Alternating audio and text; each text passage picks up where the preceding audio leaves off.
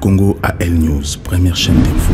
Mbotenabino, est-ce possible aujourd'hui, Alliance et Salama, entre Moïse Katumbi et Joseph Kabila et aussi Martin Fayulu, parce que tu es très bien aujourd'hui, le pays ne traverser une situation très difficile. Et aussi, il y a une proposition, il y a une loi, il y a Noël Chani aujourd'hui, et continue à bureau, il y a parlement, il y a donc, tu comprendre aussi, Matin Tampogne aujourd'hui, il se déclare empoisonné parce que le but est empoisonné, on suppose que le groupe, il y a empoisonné. Tu comprendre aussi, réaction, il y a ensemble, soutenir Matin Tampogne. On se pose la question, est-ce qu'aujourd'hui, Union et Sangisi, président Félix Tshisekedi, na Bandekounae, ensemble, encore ensemble ou pas? Est-ce que dans l'avenir, Félix Tshisekedi a la difficulté à diriger Mokanabiso ou pas? Ce qui aujourd'hui, Félix Tshisekedi, à Kabon Nabakatumbi, n'a pas le premier ministre Mokanabiso. Tu comprends avec M. Poutou Oti, analyste politique. M. Poutou, bonsoir. Bonsoir. M. Pascal Kamani, OOP, Azali, analyste politique. M. Kamani, bonsoir. Bonsoir, M. Mouzon. Est-ce possible aujourd'hui, Alliance et Salama, entre Félix Joseph Kabila et Katumbi? Parce que très bien qu'aujourd'hui, nous avons un problème. Katumbi, aujourd'hui, qu'il est prêt à quitter Félix Tshisekedi parce que tout le monde a comment la pression est maintenant. Quand il y a un cadre, il y a ensemble, il y a Moïse Katumbi. Est-ce qu'il serait possible aujourd'hui, tout le monde a Alliance et Salama encore entre Katumbi Fayulu et Kabila, monsieur Mpoutou? Merci M. Mouzon pour l'émission et merci à M. Kamani pour le débat à l'élo. Mais je pense que dans le baron tout le temps, la formule simple, Balobi, il n'y a pas d'ennemi éternel. Il n'y a que des intérêts permanents en fait en réalité. Donc ça veut dire que la politique, l'ennemi a libéré la Zalakate. Et donc ça a l'alliance et de faire l'alliance, et ça va intérêt batou, donc dès lors que Moïse a montré que l'intérêt est commis menacé et que Kabila il peut converger en termes d'idées et de politique, donc question qu'on ne se posait même pas. Donc à Tshisekedi, à Kolanda, Kabila pour le meilleur et pour le pire, parce qu'à Monique, les loyena Tshisekedi, c'est comme si Baninga a commis l'intention, Batika na balabal. Na quartier na première il y a élection il y a projet à loi qui va présenter dans l'assemblée pour voter en groupe. Donc les autres ils sont que au baki ba linangai ba commis les autres et qu'il faut monter ma plan pour battre à côté. Je pense qu'il est de son droit à changer camp et puis à sa alliance naie na bateau il y a bango bazana ba projet où ils ont convergé. Allez-y, monsieur Kamani. Oui, donc merci pour l'invitation, pour l'opportunité. Merci aussi à monsieur Poutou, avec qui tout ça décryptage et actualité politique en Bokanabiso. Oui, je pense que tous vivre dans la société moroboé, nous vivons les changements du paradigme. Donc, c'est-à-dire il y a des modifications des valeurs, idéaux et athées. Tu vas agir sous thé, tu vas agir comme il fallait agir thé, donc il y a des changements de pensée.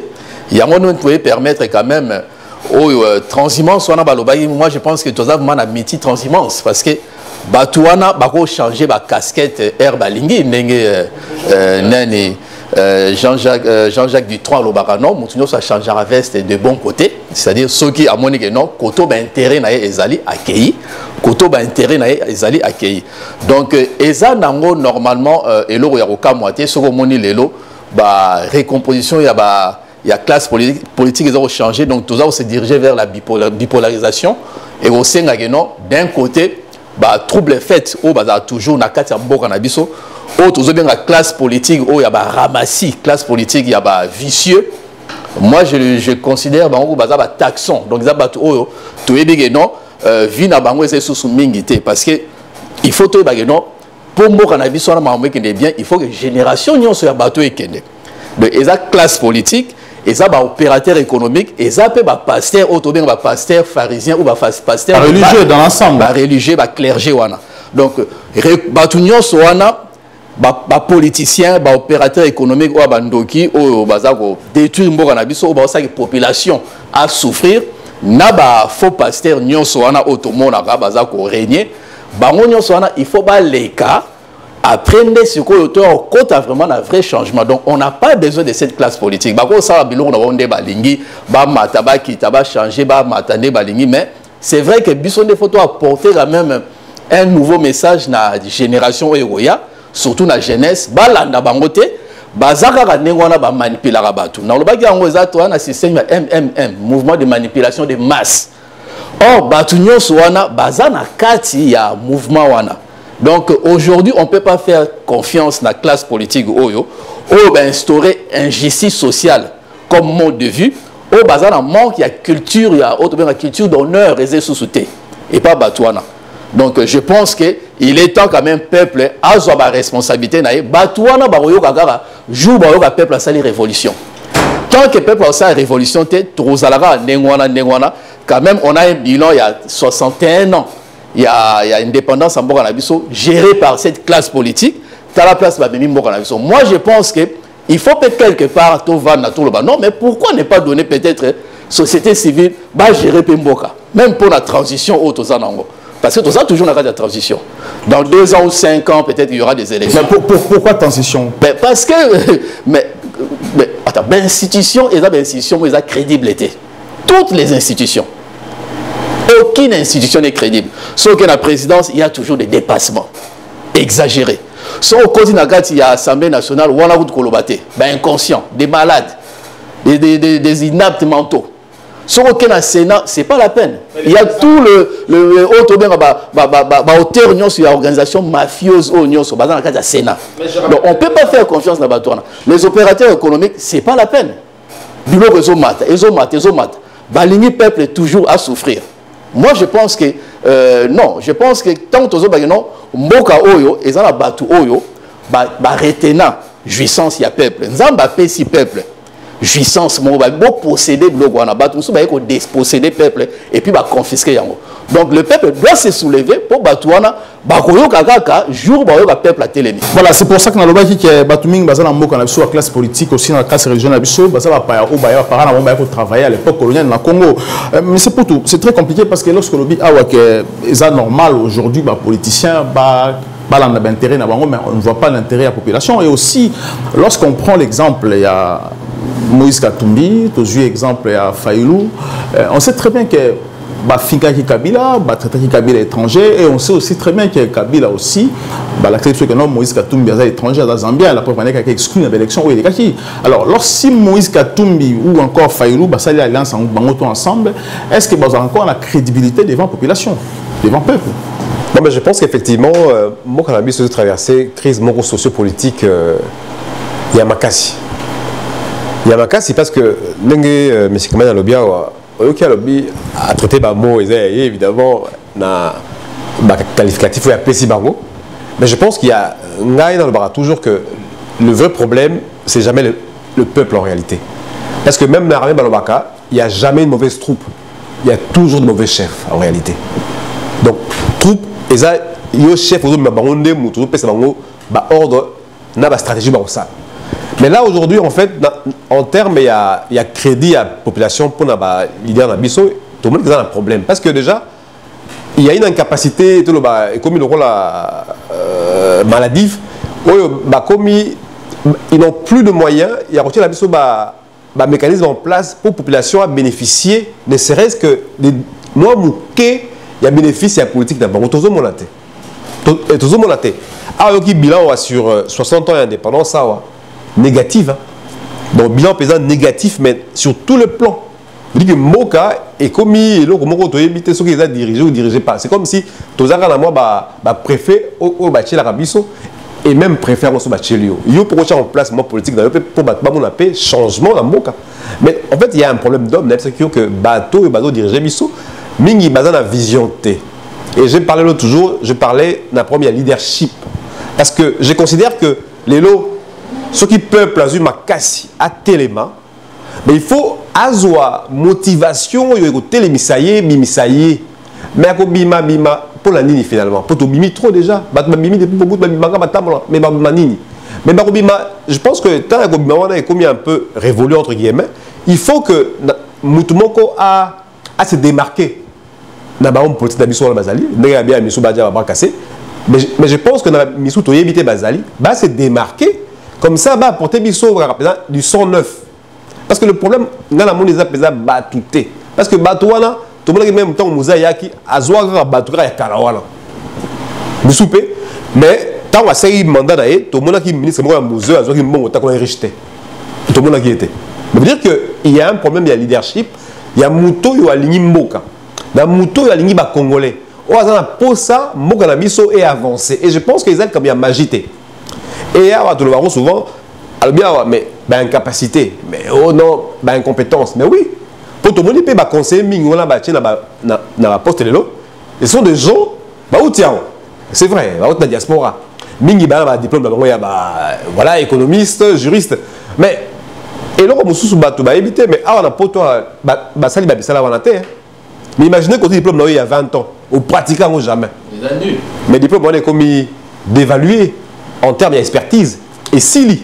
Diplôme et Sili, mais est-ce qu'il y a un des opposés problèmes dans le mot? Parce que vous parlez sur compétences, incompétence, vous parlez sur leadership. Est-ce que le diplôme aussi, est-ce qu'ils ont compté, est-ce qu'ils ont aussi une importance aujourd'hui? Mais déjà, le fait de croire que quand on a un diplôme, on est à même d'apporter des solutions dans une société, et c'est déjà faux déjà en réalité. Croire que parce que moi j'ai un diplôme bac plus 5, bac plus 6, je suis à même, il y a comme ma solution dans le mot Kamoroboé, et c'est très faux. Et tout le monde, même dans le pays occidental, comme ils vont remettre même en cause le mot d'information. Parce qu'ils ont compris que finalement, ils ont raté que pour autant que bac plus 5, mais ils ont la capacité, la aptitude. Mais Moutouari diplôme il y a 20 ans. Alors on a poto à salité. Moutouari a eu compétence nini. Parce que je sais qu'on a poto sur le diplôme pendant 5 salités, il faut recycler. Justement, c'est comme ça. Ah, donc, si on vend des moulailles, il faut recycler, parce que la remise à niveau. Parce que pendant 10 ans au Vandi, il y a eu des bouquins au Ebimi, il y a eu des théories au Ebimi, il y a eu même des logiciels au Ebimi à Sikayo au Ebité.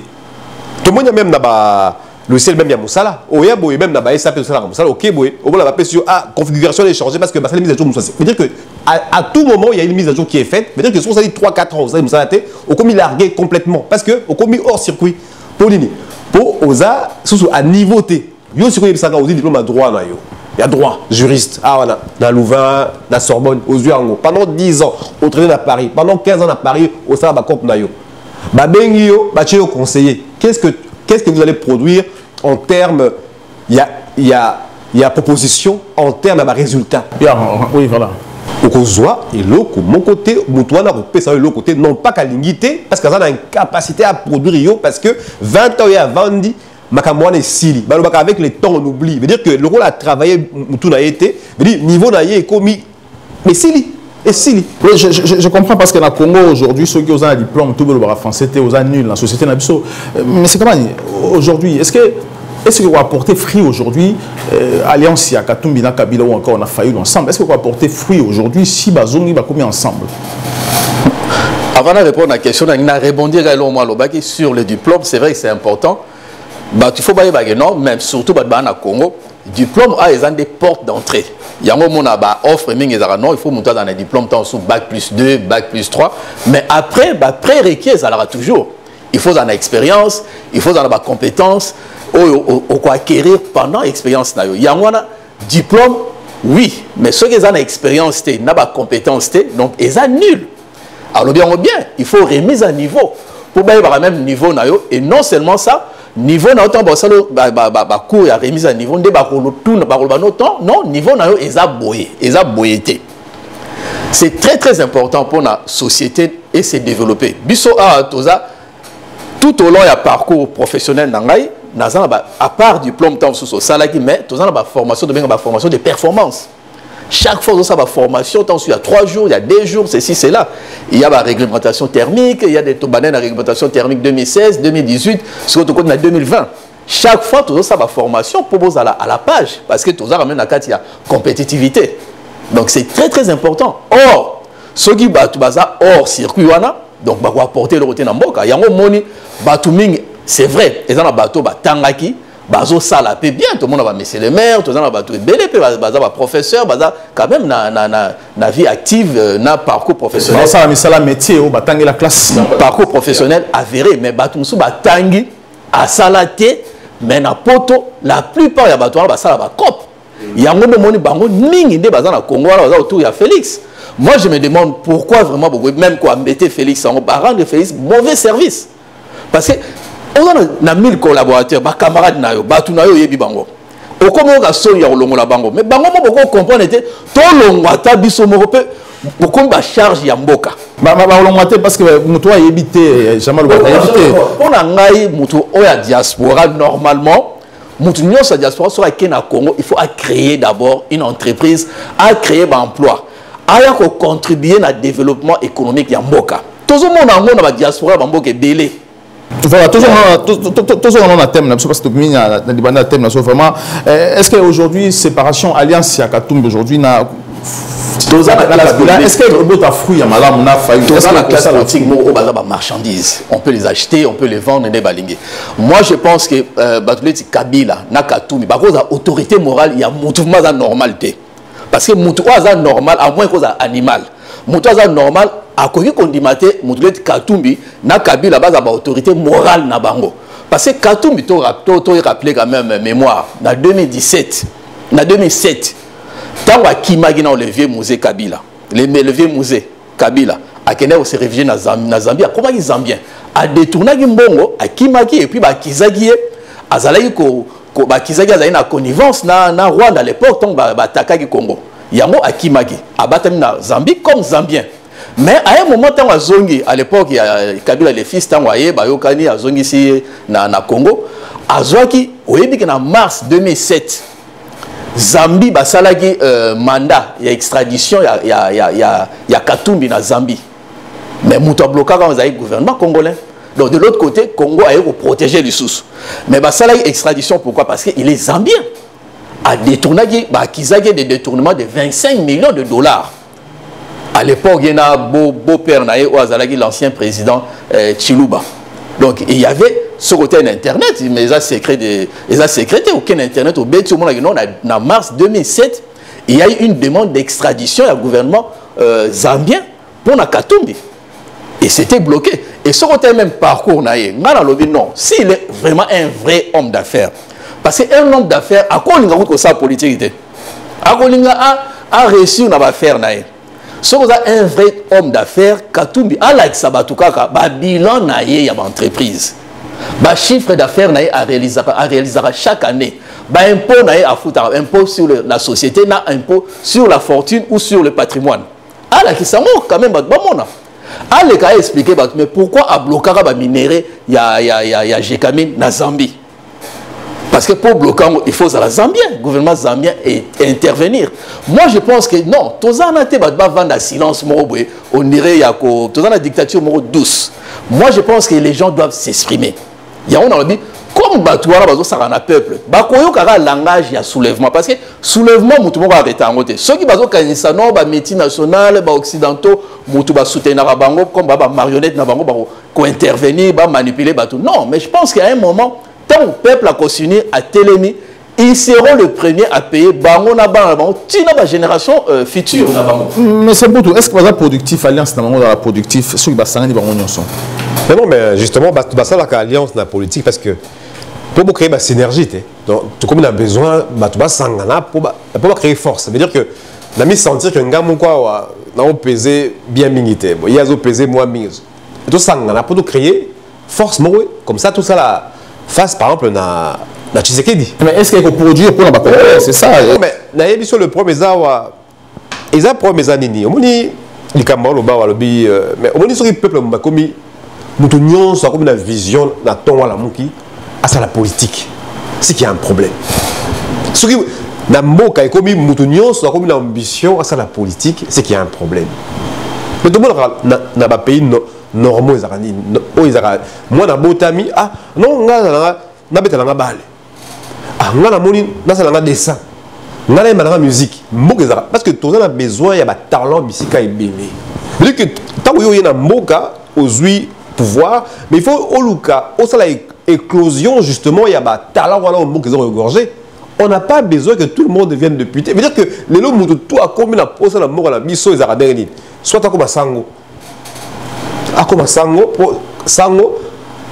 non pas par vocation, sango par nécessité. Parce que soit on a commis sango, déjà bazunga en charge ah ben oui au pasteur comme il limité dans ambition na bango mais il y a un pasteur il y a un peintre il y a un musicien il y a un joueur il y a voilà mutna muto c'est la musala oh il y a besoin ça là mais ce qu'on a moko comme muto ça comme la posa à ça la politique c'est que tous les dysfonctionnements dans il y a politique va mener les bisous veut dire que mais dans l'alliance wana ni reproduire Yassika Kabila a fait 18 ans et Kabila est là en tout cas Kabila merci après 18 ans a sali remise et reprise a sali remise et reprise mais sur il va éviter le qu'on a remise et reprise dans Moka mais et bon ça a continuité à pouvoir dans le pays et c'est la première fois que la biso ça la remise et reprise on peut en parler comme on veut mais ça suite normal à pouvoir et on veut que à la fin il y a un mandat à Tshisekedi ceux qui a joué ceux qui n'est pas joué mais dit à ça comment remise et reprise mais ce qu'on a la question est-ce que la coalition peut réussir oui est-ce qu'elle va reproduire pour les Congolais est-ce qu'elle va parce que c'est pas existant politiquement ils ont échoué est-ce qu'elle va coller ça va Congolais est-ce qu'elle va faire cette l'eau potable dans courant la vie à Kinshasa la question la vie alors la question maintenant que tu reposes ils a tout posé biso Congolais bon joueur wana betaki tout le monde bah limite naie est-ce que les autres peut ça chance à zonga pour beta à salon Zouasik est-ce que le Kabila a posé sous président je ne pense pas donc Kabila a sali 18 ans naie a sali ou a salaki il y a malamu na mabe a sali bilan naie et badi est-ce que le Kabila a posé zonga mais à kozonga pour apporter nini ya sika ou la 18 a salakité bon Katumbi a une ambition comme un président ambition naie tout à fait normal pour ça il s'estime qu'il a congolais a droit il y a ambition voilà sikoyo bato bako voter mais toute la gestion naie na bisika leki en tant que président Mazembe, tout le monde il a réussi en tant que président d'équipe, en tout cas il a réussi. Est-ce qu'en tant que gouverneur c'est quoi les résultats? Mais tout le monde n'a pas résultat et puis on juger selon Wana. Mais d'où maintenant je te dis, je vous dis effectivement que l'alliance peut s'avérer aussi comment bénéfique pour la Baron parce que ce qui a porté force naïe.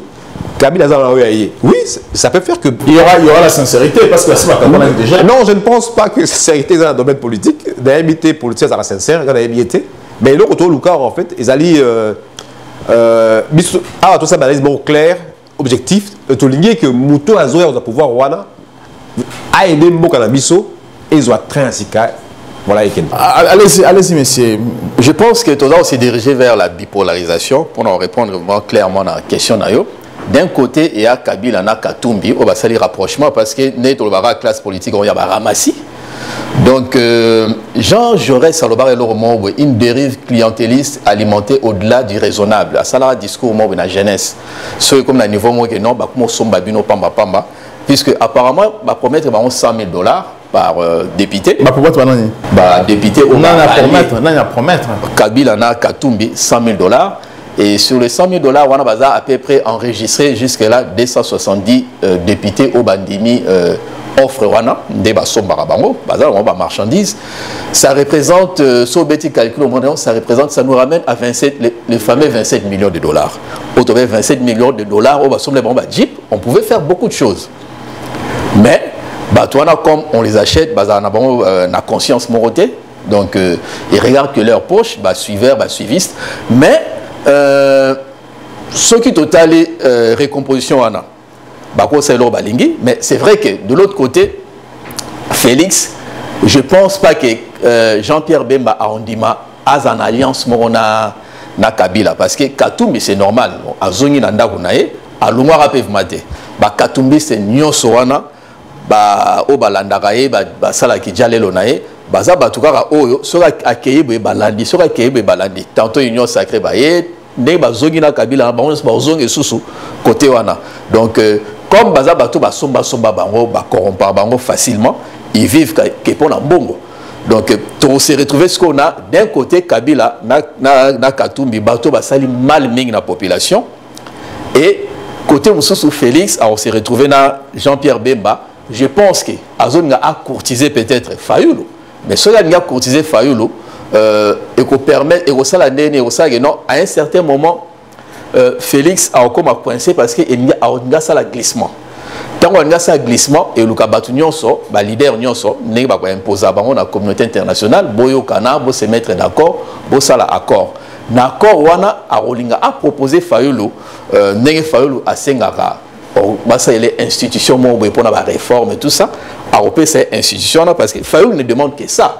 Donc à Longwa quand même la vérité des îles, non, n'a pardonné mais Pesanga Boye n'a fait des routes nangai. Donc Félix, je pense que à Kondima a PC yango pour récupérer Fayulu na Kanae. Donc toza tokoki ko assister na bipolarisation d'un côté Kabila Katumbi na insecte na bango, de l'autre côté Félix Bemba na je pense na Fayulu. Mais le problème se posait surtout Muzito parce que moi je pense que c'est quelqu'un qui a toujours travaillé pour la Kabila, c'est quelqu'un qui n'a jamais critiqué Kabila. Est-ce que Arosala trouble fait? Est-ce que Fayulu Arosala prêt à se séparer de Muzito parce que Muzito logiquement il faut qu'il y ait un côté Kabila. Parce que je vois mal Félix a récupéré sous Muzito. Parce que ce qui a récupéré Muzito, je pense que à cause de ça, vous appelez sous crédible parce que le peuple a assisté à un spectacle, moi théâtre, je pense que ils ont ndengenga na zomona makambu, mais ce qu'ils ont avis na ngai na kosenga na peuple a rejeté batwana nyonso. Parce qu'ils ont battu au balinga peuple était. Ils ont battu basala et le côté pour le peuple. Donc, tous a vraiment besoin de la classe politique haute. Il faut quand même tout changer Makambo. Il faut peuple pour na batouana bayoka peuple à téléma à s'imposer. Si tout ça les transitions mon to PCP société civile à gérer, bah politiciens bas de côté parce que bah politiciens au hasard déjà na projet il y a c'est représenté à quoi qu'il gérer transition parce que tu s'est dirigé vers la transition. Donc transition je pense qu'il faut que la société civile il y a bâtiment baza intègre bah élite mo oyo baza quand même moralité normalement ça reconnu l'élite bah docteur Mukwege pourquoi pas. Moi je pense qu'à ça l'unanimité. Mais est-ce que transition est-ce que ça l'élection libre fiable aux classes politiques il y a Sikandé Baroya pour remplacer Batouana. Mais attention aussi parce que docteur Mukwege a qui conférence à la Champs-Élysées, j'étais présent à l'Obati que ceux qui voulaient un pouvoir, j'ai exercé en haut. À Sénégal Congolais va payer pouvoir. Ce n'est pas à lui d'aller chercher le pouvoir, mais est-ce que aussi lorsqu'il y a lobby qui a le pouvoir, vous avez la capacité aussi à gérer en haut parce qu'il faudrait savoir aussi que le pouvoir ça se donne pas comme ça, mais c'est pour nous. Toi que je lui mette des ballons, veut dire yo le roi la vente et ça me rendait la tête. Et tu as les autres moni degré à dangerosité à politique dans le biso dans ma maison les cas. Donc pouvoir ton limiter que pouvoir yo va la tombe ba rozoyo. Il y a kavanda wana biso c'est ça je ne pense pas. Voilà je pense que ça là encore au niveau à utopie et ça la madame bonté parce que les lots trois ans en place soi-disant et qui élu dans le suffrage de bango. Je ne pense même pas une seconde, bon, je ne pense pas que ça c'est vraiment un truc compliqué. Et en même temps, dans l'alliance, il faut que bateau dans l'alliance soit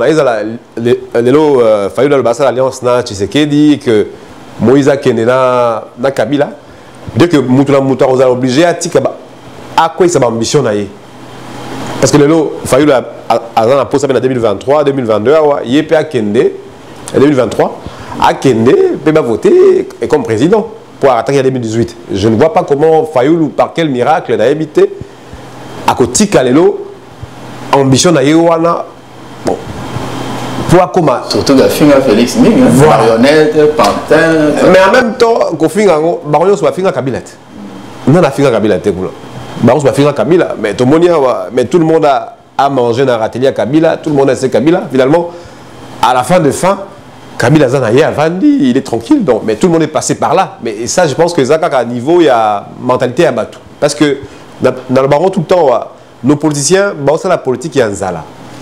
C'est la politique, il y a ventre, en fait, en réalité. Parce que Moutoumou, quand il doit zaté. On a la politique parce que j'estime que j'aime la discipline. J'estime qu'il y a un ordre. Dans la souveraineté, il y a un socialiste à la bien pour la battre. Voilà.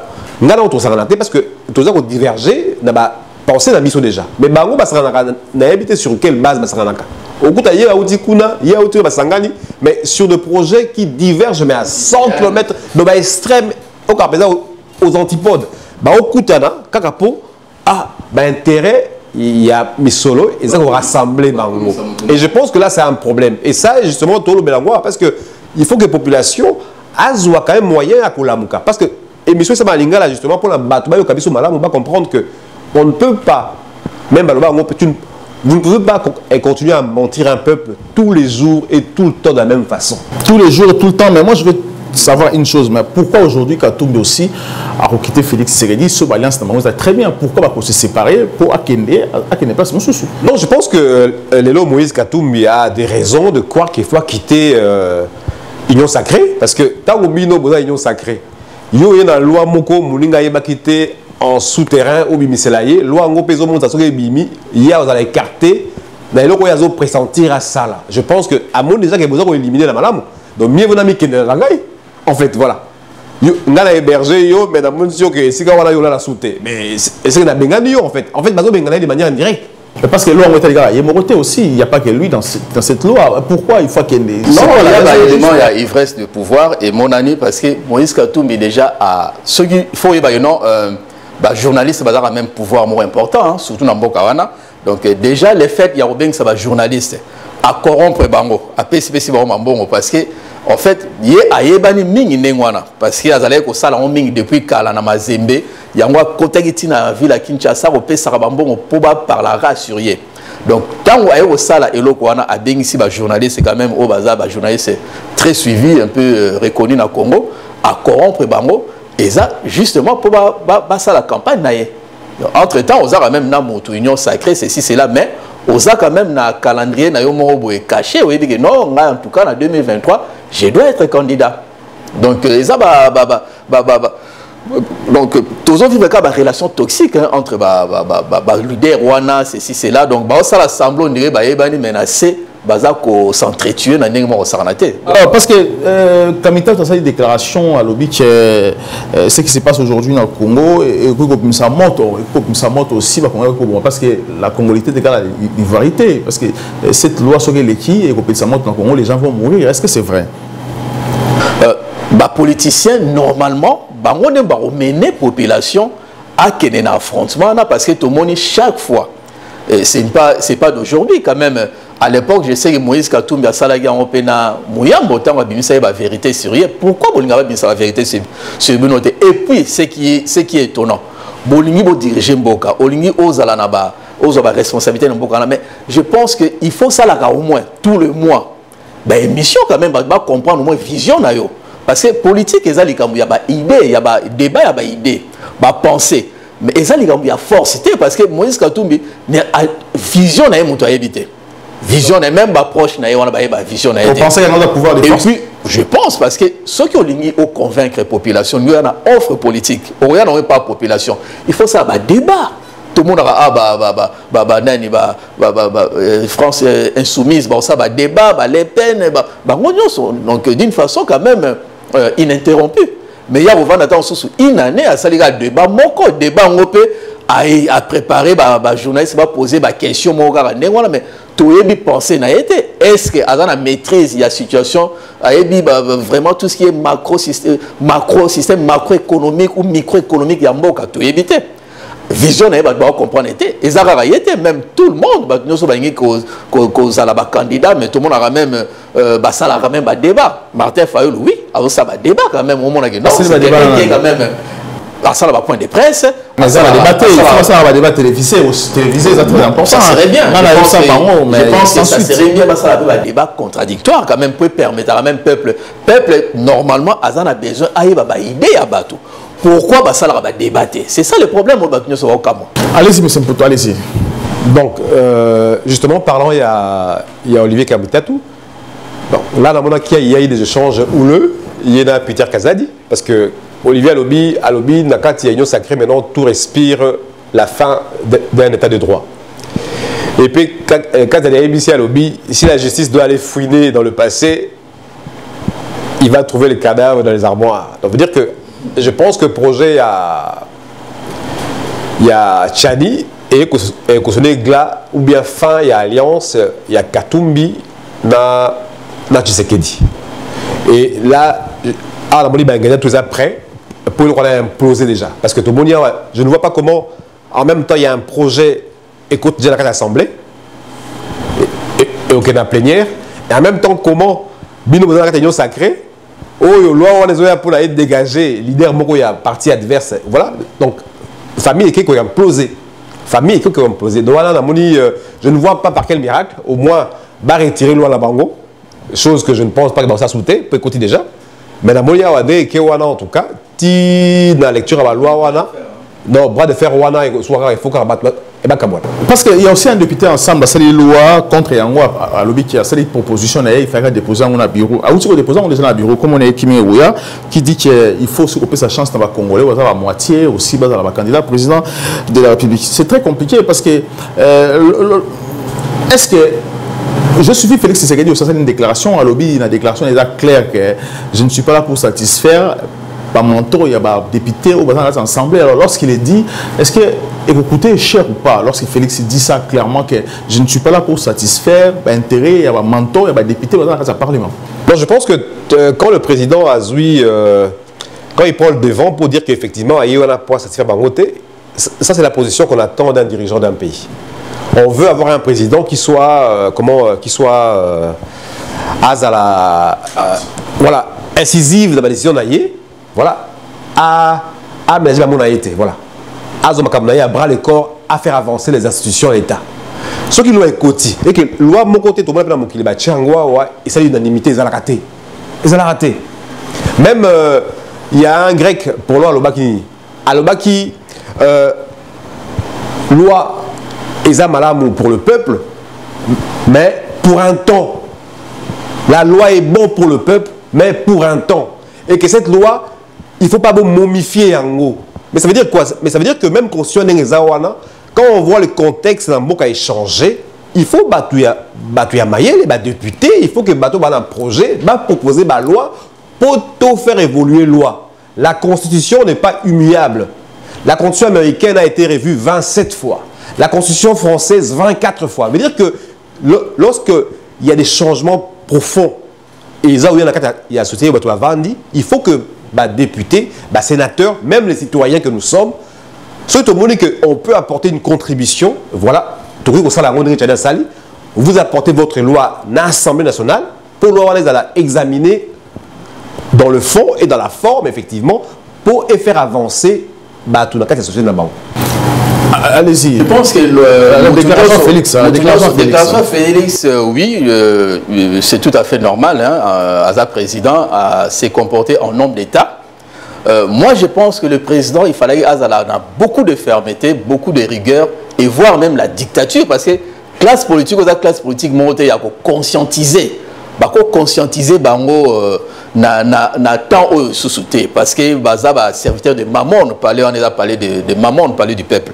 Moi je pense qu'il fallait quand même beaucoup à utiliser même la dictature pour faire changer ma délai.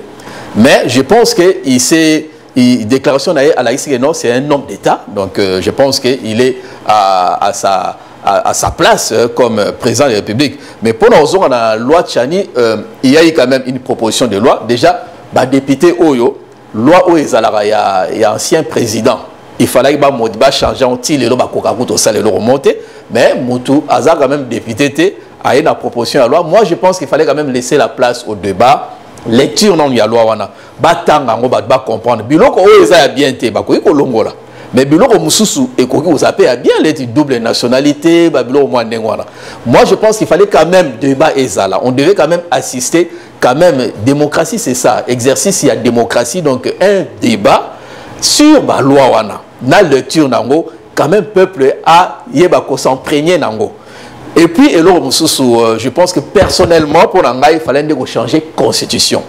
Parce que dans la constitution, ils ont reflété vraiment culture n'abissoté. Parce qu'il y a quand même défaut d'acculturation dans la constitution. Moi, je pense qu'il fallait revenir à la première constitution. Parce que Bamboka Nyonso, et ça, la révision à partir de la première constitution, il y a Bamboka na Bango, soit aux États-Unis, soit en France. Il y a eu une constitution, une constitution à Louloabourg. Bien que les qui appliqué puisque tant on va sali référendum en 1964, juste après il y a eu quand même un coup d'État, mais comme ça là même une autre constitution à l'époque à Mobutu, on avait une constitution révolutionnaire avec État unitaire, tout ça ceci c'est là. Contrairement à Moussou César qui fédéralisme, ceci c'est là. Mais je pense que quelque part balobaki non eza révision il y a constitution il y a Lulwabour.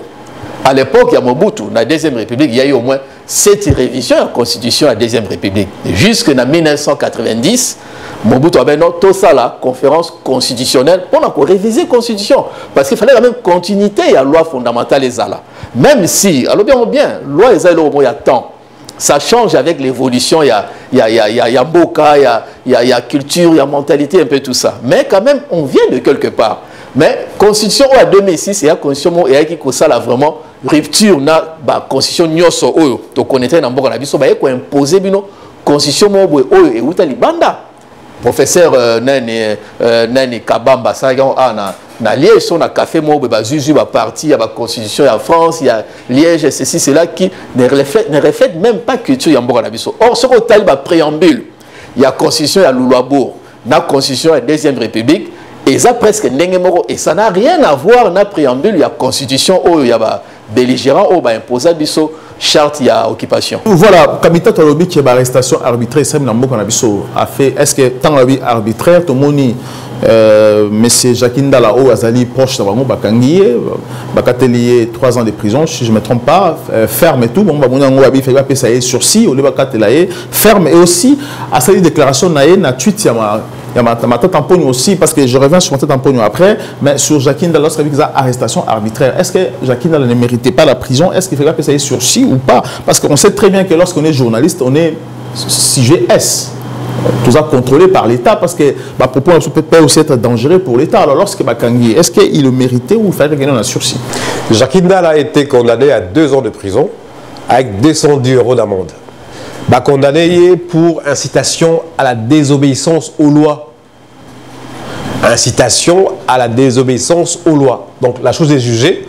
Je pense que dans le Toyo, il y a un recours parce qu'ils ont droit à un appel pour infirmer, pour confirmer jugement on a rendre en gros parce qu'apparemment on a comparaison immédiate. Il y a des fois de problèmes où ils ont et puis comparaison immédiate. Mais sauf que le médicament qui Jacques Ndala qui porte parole il y a ensemble donc il porte la voix d'un parti. Mais ceux qui ont Jacques Ndala oyé dans micro mais non pas dans débat oyé dans intention il y a menace dans Pouloulou menace dans Dr Tchani. Je pense que c'est pas comme ça que se reconstruit Mokawana. Et bien évidemment donc on a effectivement que comportement et traduire effectivement insuffisance il y a niveau politique d'ambition et d'ambition.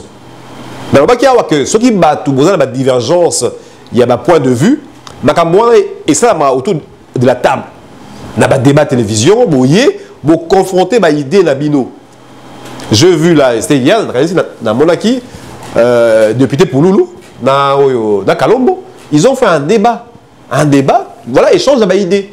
On veut ça. Et ça, même, je crois que, même tout le Bakiango, mais ensemble, Atinda, Matounaye, dans le plateau, apparemment, il y a même invité qui Bango, Atinda, dans le plateau, Awato, au pays, il y a un argument dans Bango, il y a droit dans la politique pour confronter l'idée et ça se poser dans la limité. Et je pense que là, tout ça qu'on glissé vers un. Et là, il y a salité, comme il y a la menace, il y a la tuerie. Je pense qu'on doit dépasser ça, tout passer l'ombre. D'où il faut que l'État n'abisse à bras les corps, vraiment, bateau, la punir sévèrement pour émontrer par exemple, le bateau, même base idée à ça. Allez-y, M. Kamani. C'est vrai que Jacques Ndala, il y a eu quand même un mobile, hein, pour reconnaître en gros, parce que Moutouakoye a menacé quand même l'État, Moutouakoye s'est comporté hors la loi. Moi, je pense qu'ils ont quand même une déclaration déplacée, donc vraiment, ils ont mérité quand même justice quand même et condamné même cause à sursis ou bien ceci cela, mais je pense qu'il méritait quand même sanction à niveau de la justice parce que Moutounio so a la menace pour la insécurité en Boka nenga lobby c'est vrai qu'il un dossier en référé comparution immédiate condamné bon maintenant condamné 2 ans de prison ferme Mais moi, je pense que Mobile Wana, ceux qui ont condamné et outil quand même pas Daniel Safou, parce qu'il a recopié Baloba ou Daniel Safou à Lobaki, et Daniel Safou à Lobaki en avant. Je pense qu'il fallait quand même interpeller Daniel Safou. Non seulement ça, Naba n'a pas. Il dépend de finga batou, injure publique, tout ça, ceci, c'est là. Et ça va même au moins il faut fermeté et ça là. Moi, je pense que non, Nambo Kanabiso, tout ça, malaise politique mingi. Président de la République, il faut quand même avoir mesure parce que parti politique, Namboka wana quand même tout le monde a partout, parti politique et ça la meeting populaire ou public, la période il y a des élections.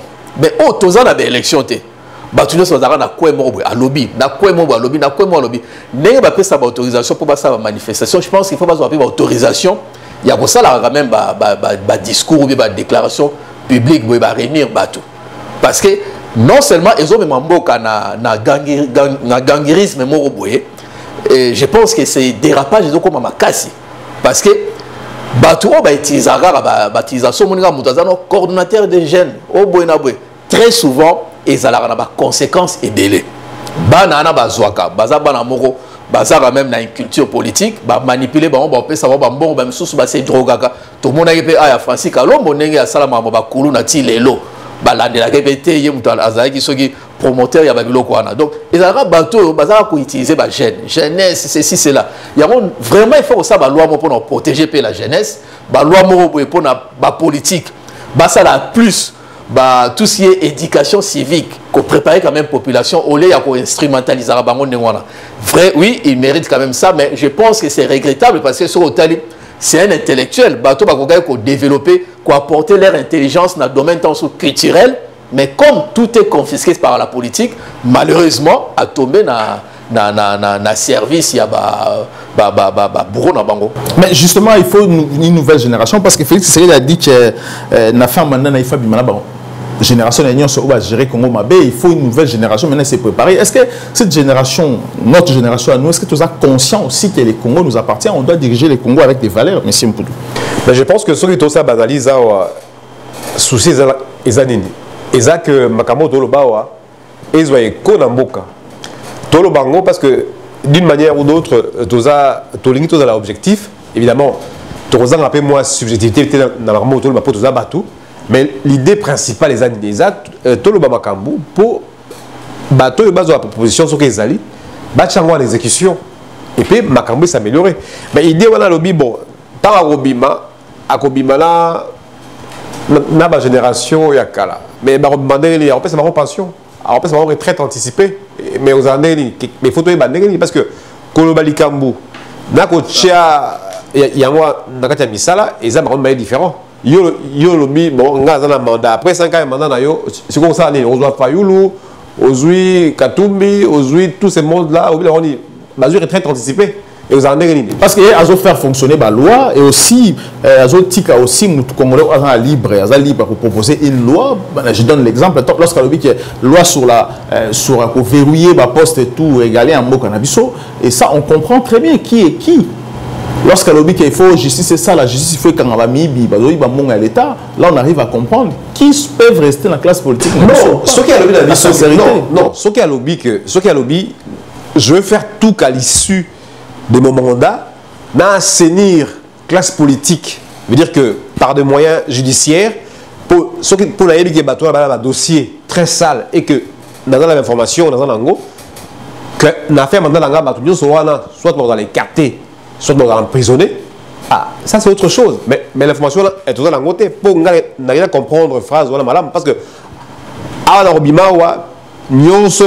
parce que nouvelle génération il faut renouveler la déclaration de la campagne lorsque moi on a pouvoir on a fait il faut une nouvelle génération non mais non l'idée c'est c'est parce que tout le monde a même dans misala on a potor et zalaka ceux qui besoin la carte misala veut dire que aux hommes qui turnover réseau salama calmement veut dire quoi bateau bazalaki avec les top okende ba jeune bazo remplacer bango et puis ils ont sans problème parce que pourquoi parce que bateau ya kalbaza on a ba transmettre na ba jeune bazo ya expérience à Moussala, un métier, et les gens, donc, on profite de l'expérience à ma vie, et puis toujours avancer. Mais c'est quoi le problème, c'est quoi? Avec une classe aussi... sans vision. Aussi boiteuse. Sans vision. Une classe, oui, sans vision.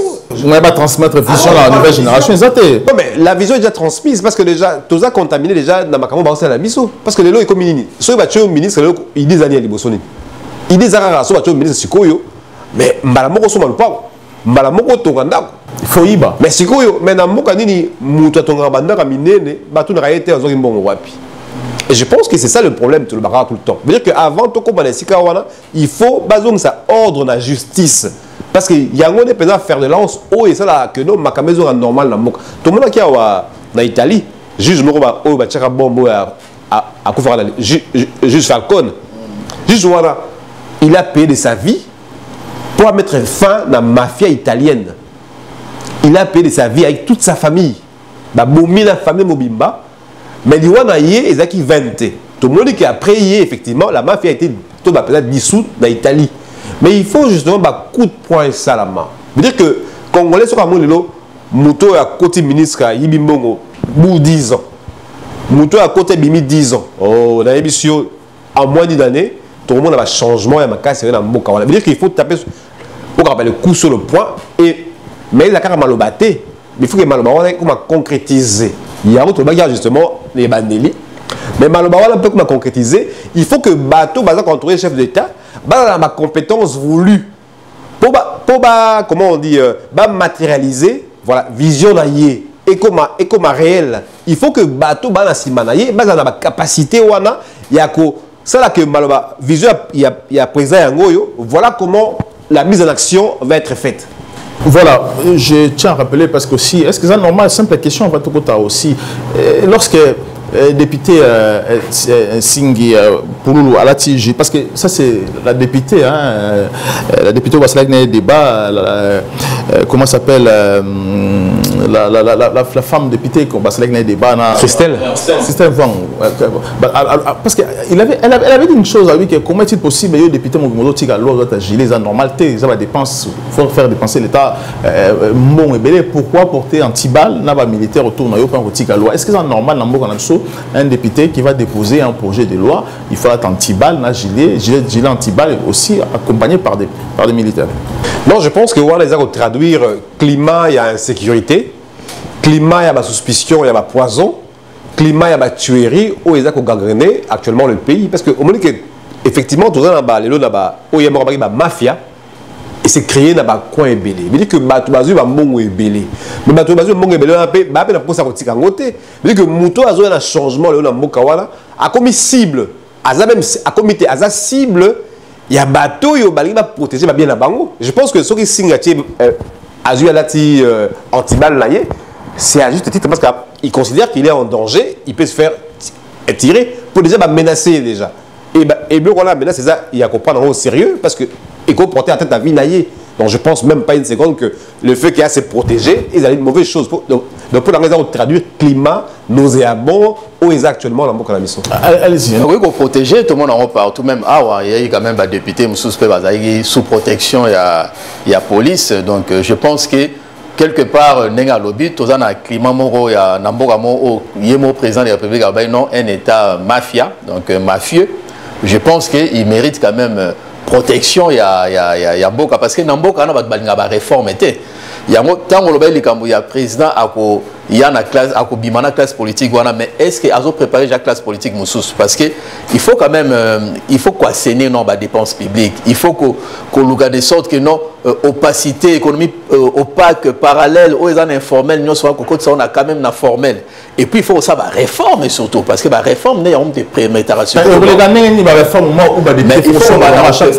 général de Gaulle a préparé en même temps à créer une partie une école, il y a parti politique pour l'école pour la éduquer éducation civique et politique. Il y a un moment où Sarkozy les loba bima. Donc quand on a quatre écoles, voilà, je pense que ce gros visionnaire, il faut aussi préparer quand même génération future. Donc moi je pense qu'il fallait passer par là. Membre, il y a parti, il faut interdire tout ça. Parti, réunion quand même, il y a salle, il y a bureau, il y a siège pour éduquer, pour préparer, on est bien. Faire comprendre la vision du président de les années. Pour la vision du président de la sur même il y a Katumbiste, même dans l'IDPS, la plupart, il y a membres, membres, ganga, surtout, vision du président. de la République des Anini ou ya Katumbi des Anini Moutazara incapable de répondre. Moi je pense que on a affaire fait pour aussi Salikambu ya député Ting voilà il y a tout ça dans monde méchanceté ça dans l'élément sarnaté il y a autre bien ba descendant il y a Caïn il y a les mecs coutu donc parce que Bibezo bah non Caïn sera vengé 7 fois mais les mecs sera vengé 77 fois.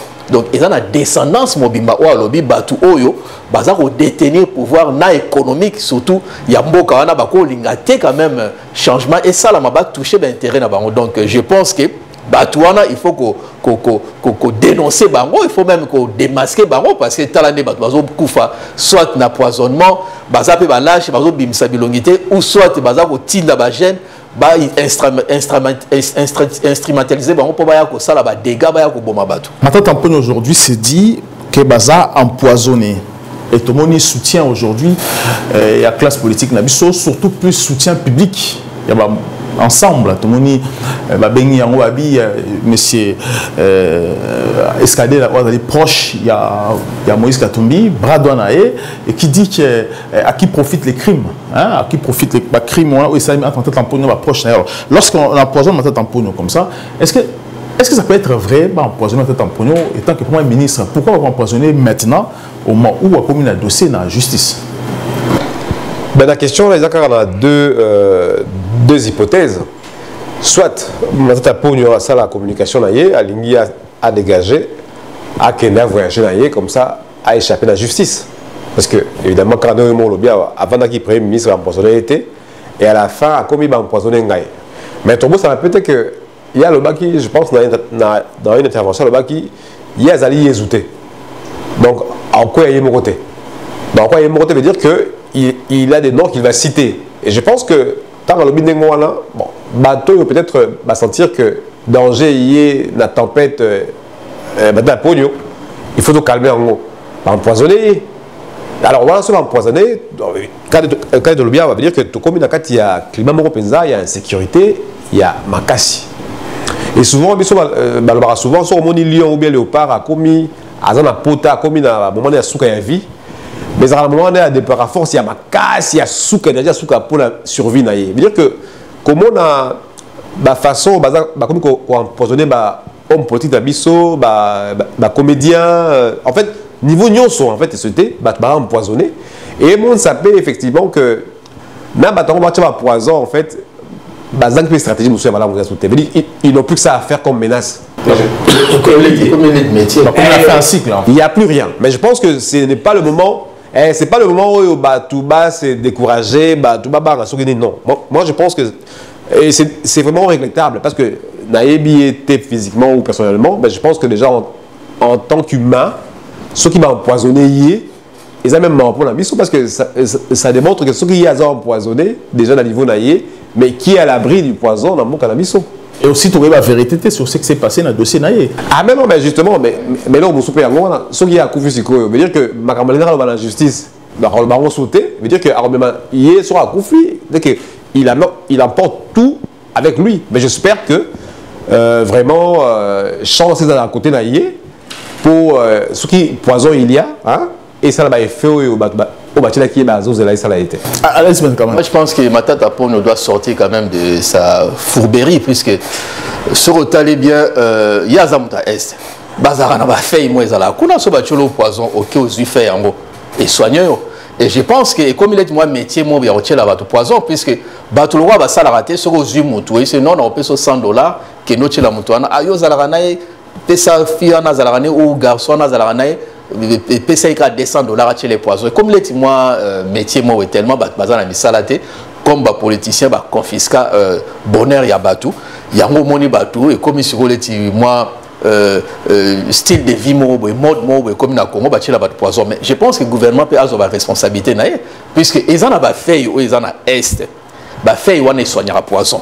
Pourquoi ne pas qu'on soit yango comme ils sont vraiment produits moraux légal commercialisant pour base quand même à l'abri tout le monde a des bateaux quand même vaccin pour protéger quand même population. Je pense que le gouvernement a des moyens, le président de la République a tout le pouvoir.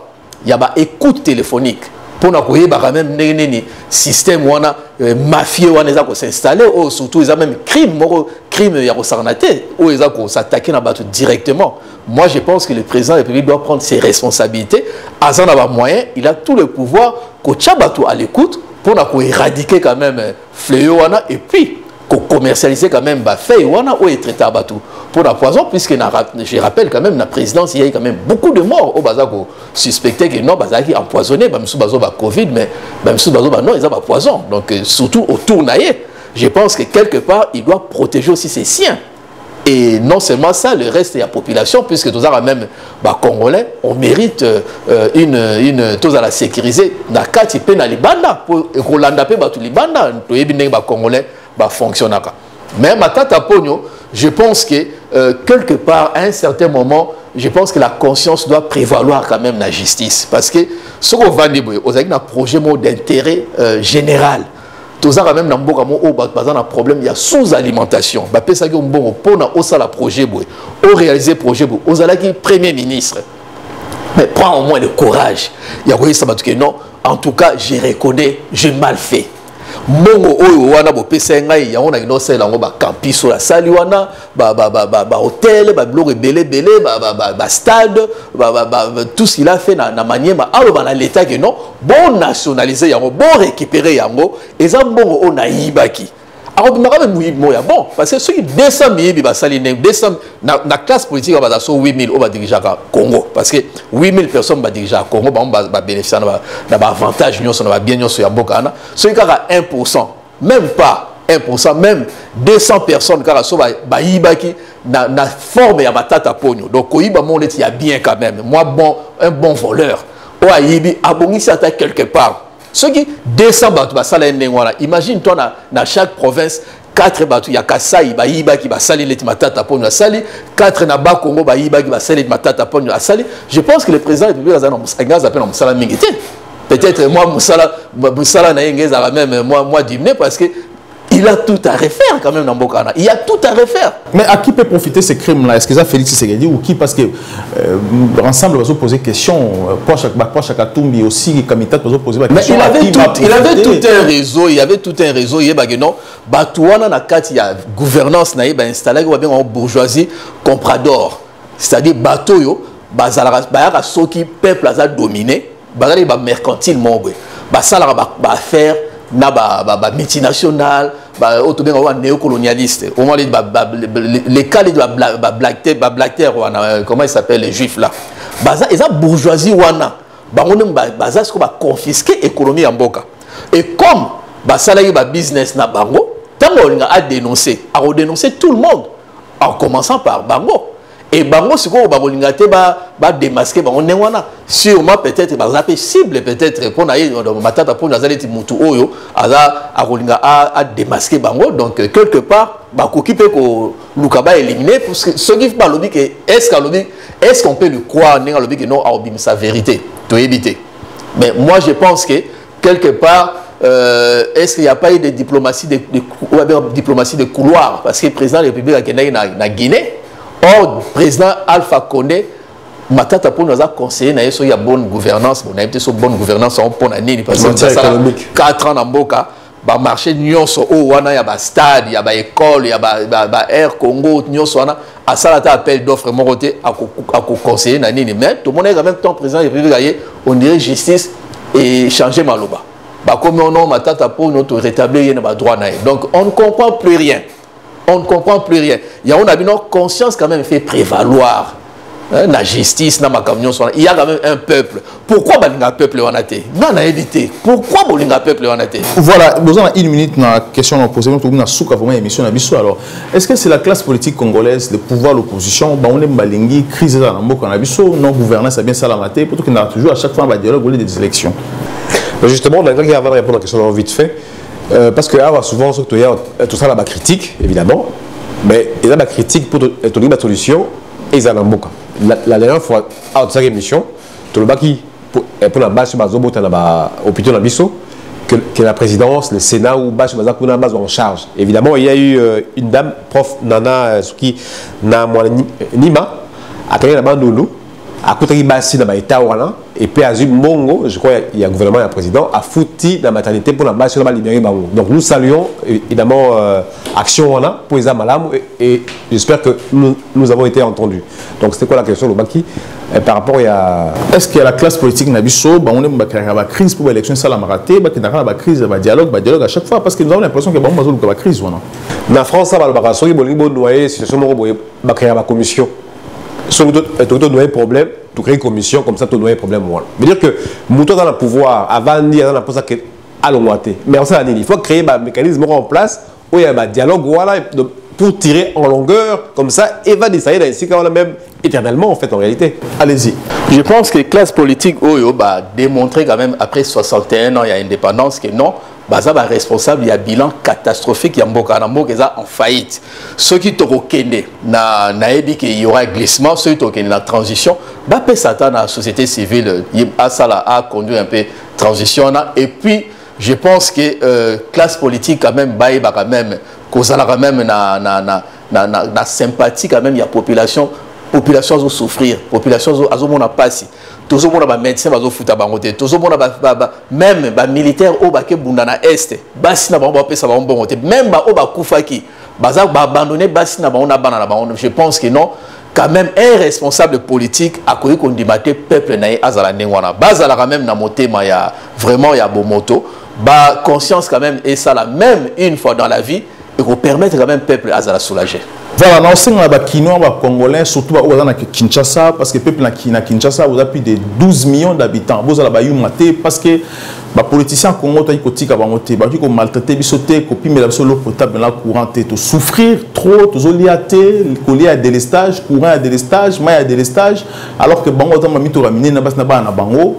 Et puis Bango a encore leader Nabiso, alors que ça est l'eau moroté. Ceux qui ont le peuple congolais, il faut comprendre, et il faut ça la vous êtes responsable et à Binomoko. Merci beaucoup, à très bientôt. Les Congo AL News, première chaîne d'info.